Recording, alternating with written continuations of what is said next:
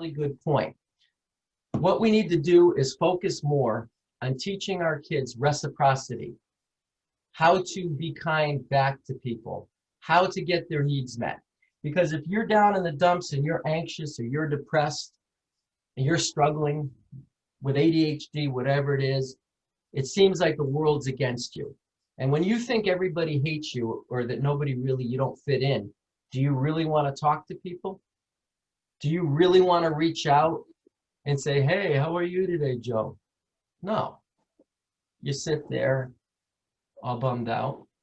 Somebody says hi to you and you say, hi. How you doing today? All right. No emotional intelligence, no connectivity.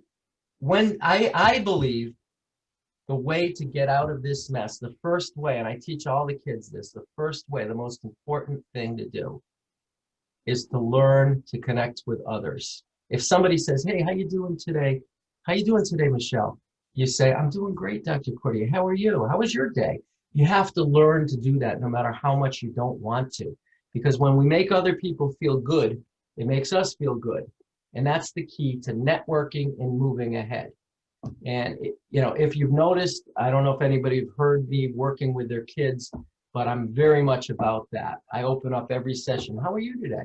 Fine. No, I asked you how you're doing. Look me in the eye and tell me how you're doing. No, that's great. But I try to get that going, that connectivity, and explain that if you want to succeed in life, don't be a number, be a name. Stand up in class. Volunteer to help your teacher. I'm not saying, kiss butt or anything. What I'm saying is be kind and be genuine. And if there's a difference between an A and an A minus, guess what you're going to get? The A. Because you're not a number, you're a face, you're a name. She knows who you are, or he knows who you are. And that's how humans interact. That is the basis. That's interaction 101. What can I do for you, and what can you do for me? That's how it works. Okay, so the first fundamental principle of emotional intelligence is self-awareness. It's knowing your own emotions, trusting your intuition and gut instinct, right? Should I date this person? My gut instinct's telling me there's something maybe not quite right about them. Should I get involved with this person? Right? Should I take this job offer and move away across the country? My gut instinct's telling me it might not be the right decision.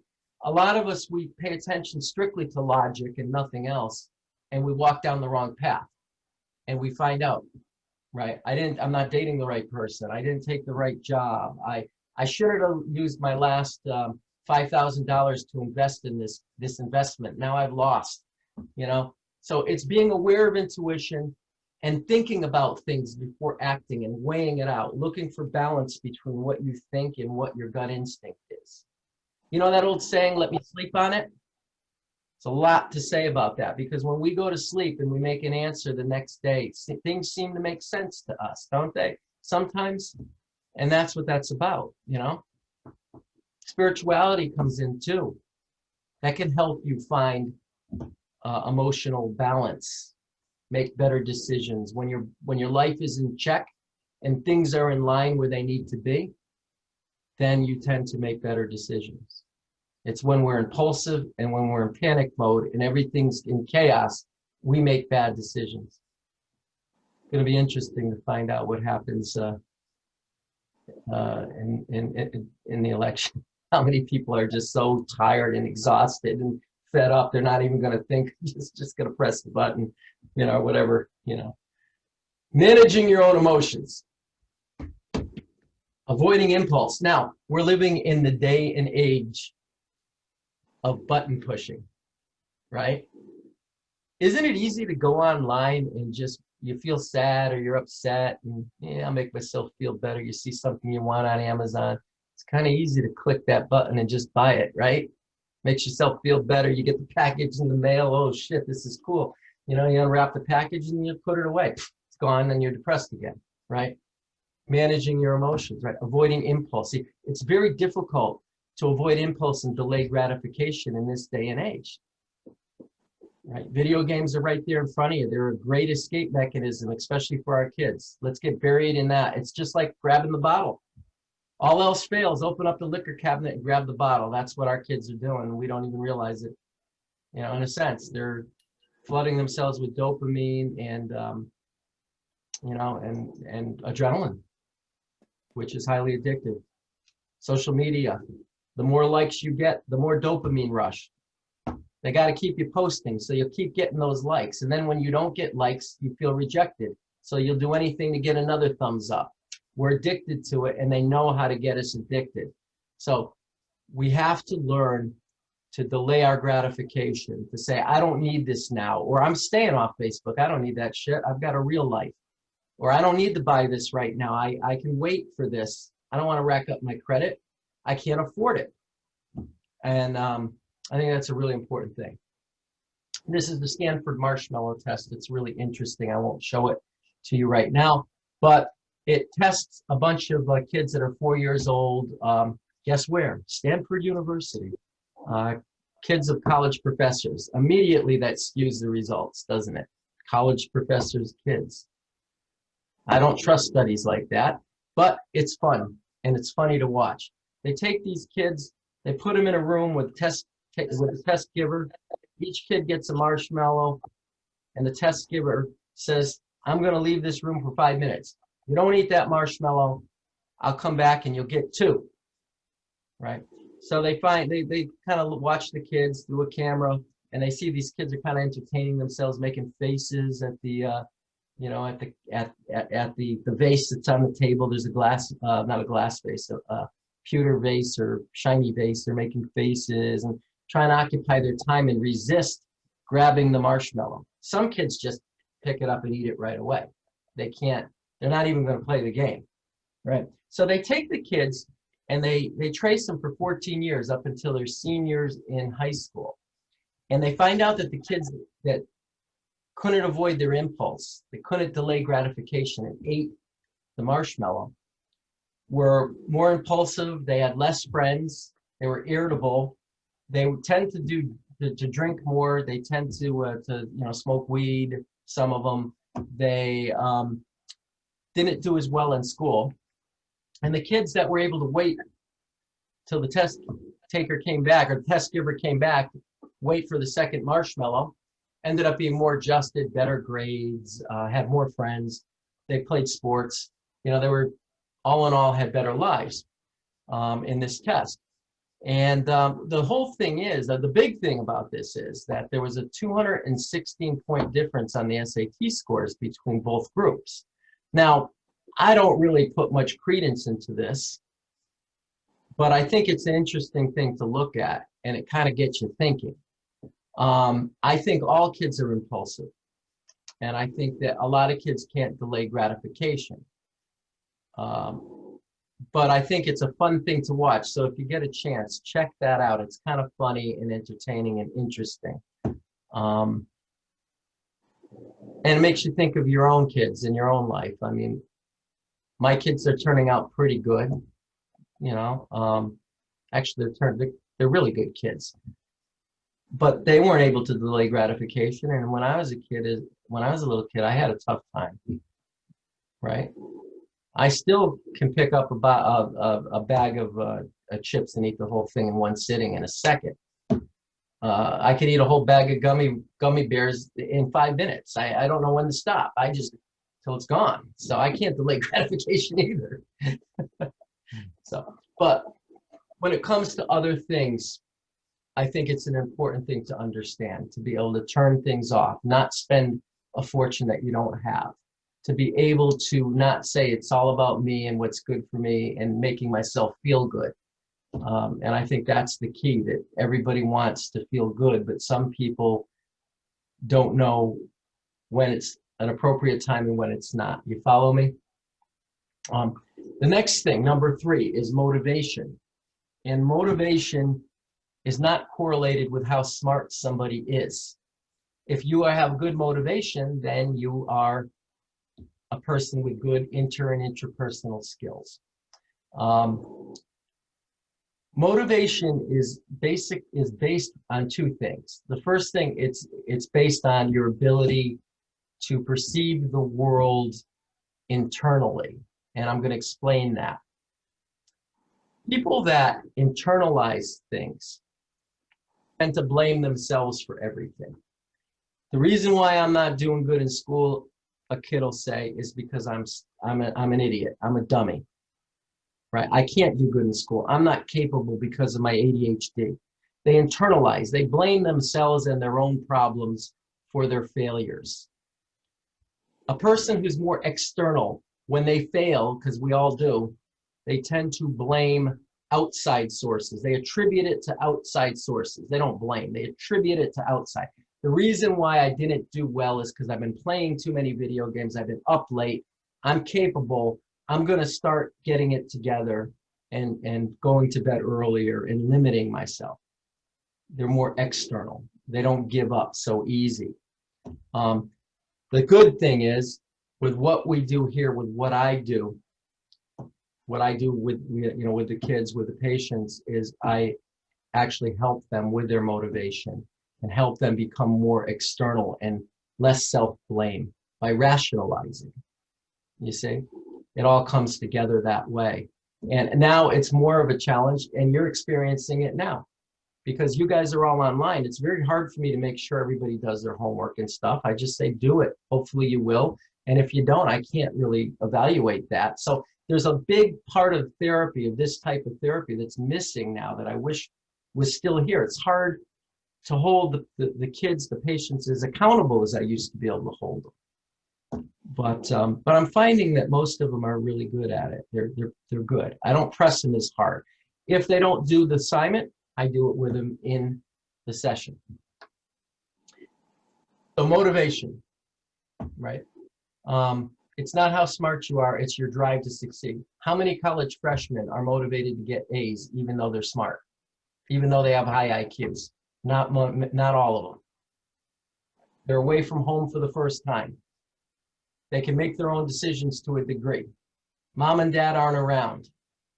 If there's a choice between going out with some friends and having some fun or playing video games, nobody's there to tell them not to. And they start getting D's, and you're paying the tuition, right? It's not that they're not smart. It's that too many temptations get in the way of motivation. The next thing is empathy. Empathy is what makes us human. Without empathy, we are just hollow. We're these cells without any substance. Empathy is the difference between being fully alive and not just being kind of the Walking Dead in a sense, not to be morbid. A lot of people confuse empathy with sympathy. Sympathy is like sending a card to somebody when you feel bad because they lost a loved one. That's sympathy. Sympathy, a lot of people will start out something sympathetic with saying at least. Like, I'm really sorry you lost your job, but at least you have other prospects and you have a good savings account, right? I'm sorry that, I feel so bad that that you cracked up your car and broke both your legs, but at least you're alive. That's sympathy. Different. And it doesn't make you feel very good all the time, does it? When somebody says at least.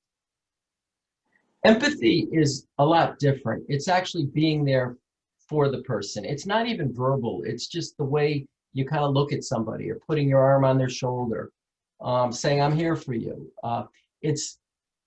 It's the ability to walk in their shoes, to understand what it's like, because we're all human, even though we haven't gone through the same thing.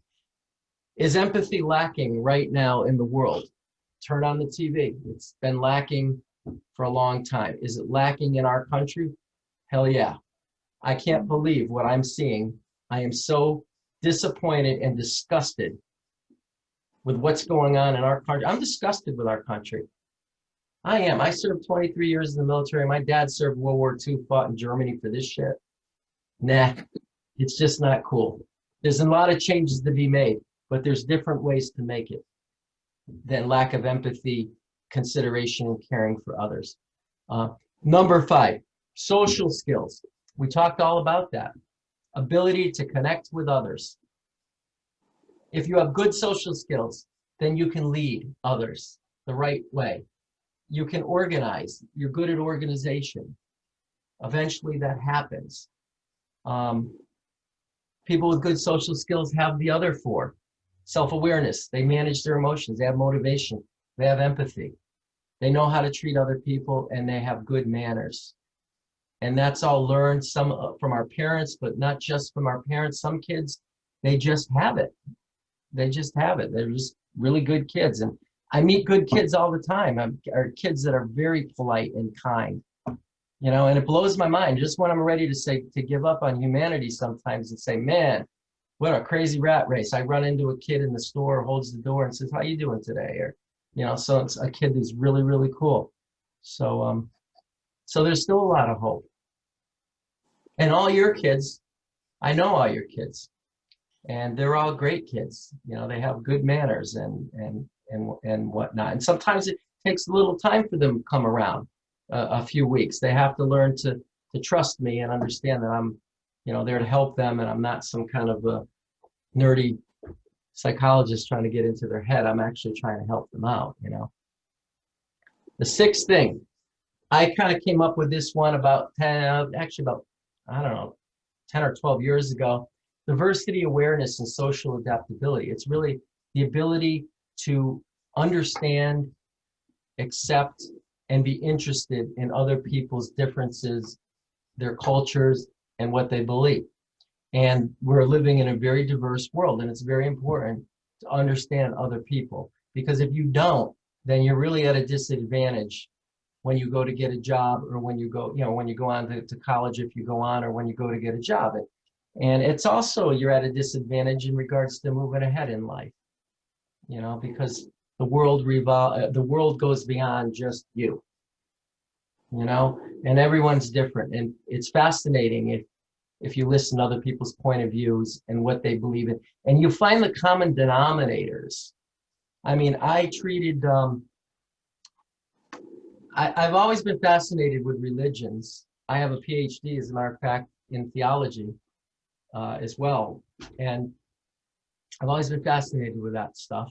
And I've always been fascinated with, like, for example, the Muslim religion. I've always been fascinated with what it's about. And I treated a Muslim woman, I treated quite a few people that were from Arab descent, or Arab.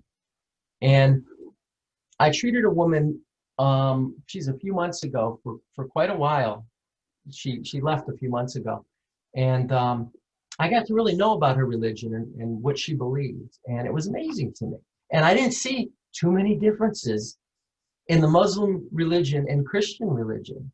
There are so many common denominators. They're almost the exact same religion to a degree, except they believe in a prophet as opposed to Jesus. But they do believe in Jesus. They just don't believe he's, you know, the Messiah. So, but it was just amazing to me. So you know, diversity awareness, being aware of that, and what a great learning experience to have that person in here to kind of teach me a little bit about what she believed, her perspective.